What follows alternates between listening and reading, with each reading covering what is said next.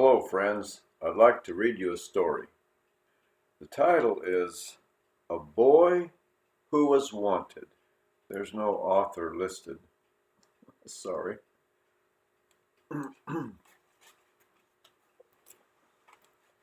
Well, I have found out one thing, said Jack, as hot, tired, and dusty he came to his mother. What is that? She asked. That there are a great many boys in the world. Didn't you know that before? Partly, but I didn't know there were so many more boys than are wanted. Why do you think there are more than are wanted? Because I have been round and round till I am worn out trying to find a place to work.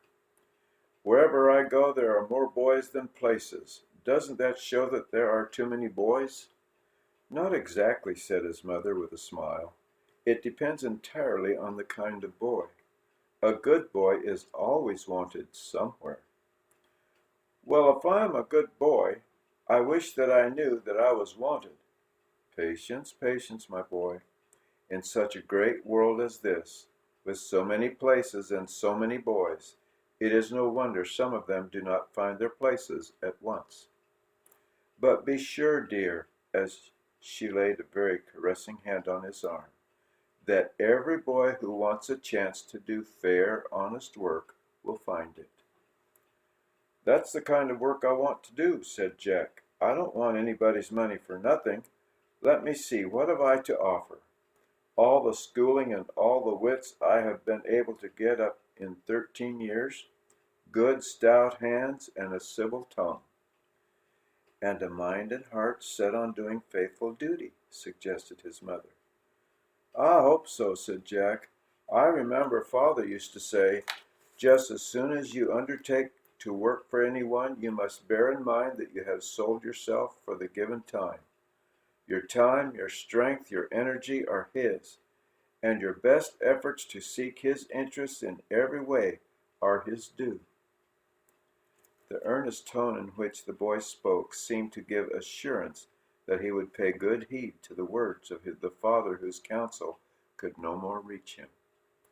For 2 or 3 days longer Jack had reason to hold his opinion that there were more boys than the world wanted, at the end of which time he met a businessman who, questioning him closely, said, there are a great many applications for the place, but a large number of the boys come and stay a short time and then leave if they think they can do a little better.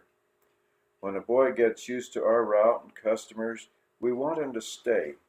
If you will agree to stay at least 3 years, we will agree to pay you $3 a week as errand boy. That is just what I wanted to do, sir, said Jack eagerly, so he was installed, and proud enough he was to bring his wages home every week, and realized that, small as they were, the regular help was of great value to his mother. It is not to be wondered at that the faithful carrying out of his father's admonition after a while attracted the attention not only of his employers, but of others with whom he was brought in contact in the pursuit of his duties.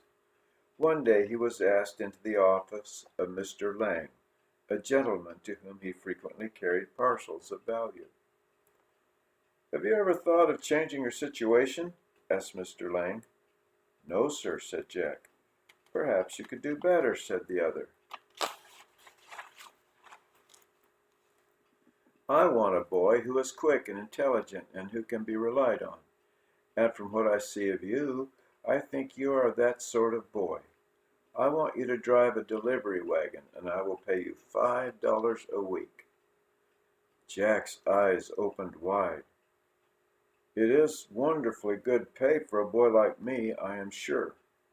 But I promised to keep on with Mr. Hill for 3 years, and the second year has only just begun. Well, have you signed a regular agreement with Mr. Hill? No, sir. I told him I would stay. You have a mother to assist, you told me. Could not you tell Mr. Hill that you feel obliged to do better when you have a chance? I don't believe I could, said Jack, looking with his straight, frank gaze into the gentleman's face. You see, sir, if I broke my word with him, I should not be the kind of boy to be relied on that you want." "I guess you're about right," said Mr. Lang with a sigh. "Come and see me when your time is out. I dare say I shall want you then." Jack went home very much stirred by what had been said to him. After all, could it be wrong to go where he would do so much better? Was it not really his duty to accept the position? He could then drive the wagon instead of trudging wearily along the streets. They had never felt so hot and dusty as they did just now, when he might escape from the tiresome routine. Might, but how? By the sacrifice of his pledged word, by selling his truth and his honor. So strangely did the reflection force itself upon him that when he told his mother of the offer he had received, he merely added, "It would be a grand good thing if I could take it, wouldn't it, Mother?" Yes, it would. Some boys would change without thinking of letting a promise stand in their way.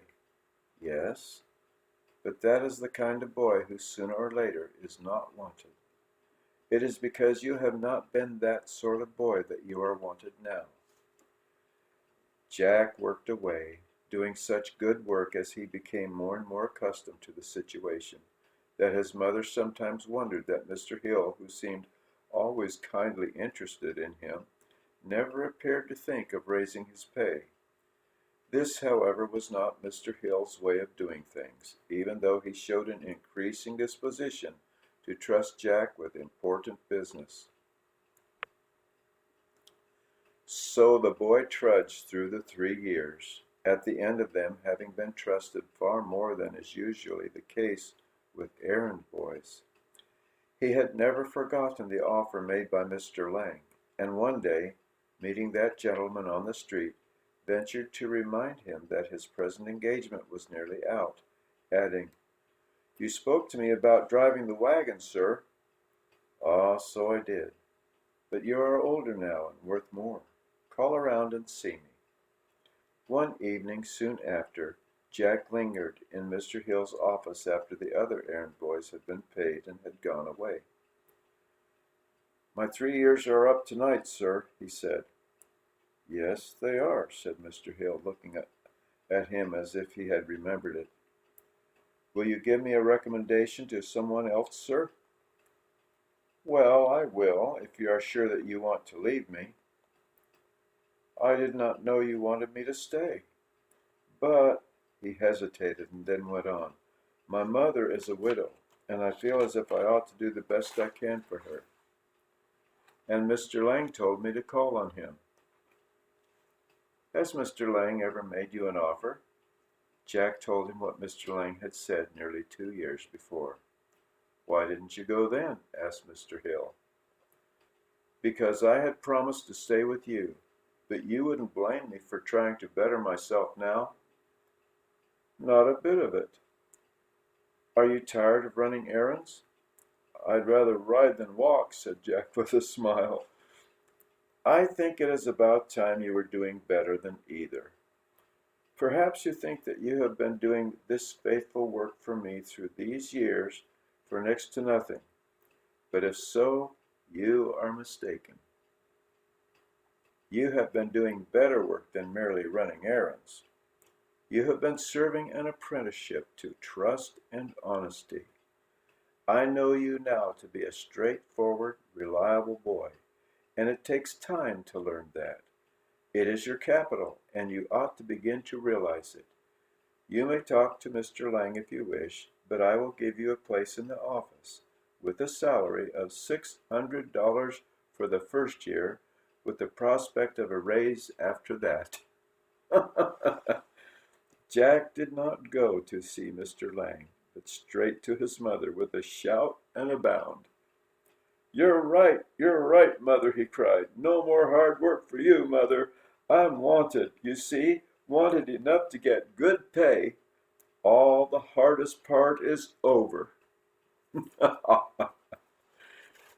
Indeed. There you go, folks. Catch you later next time.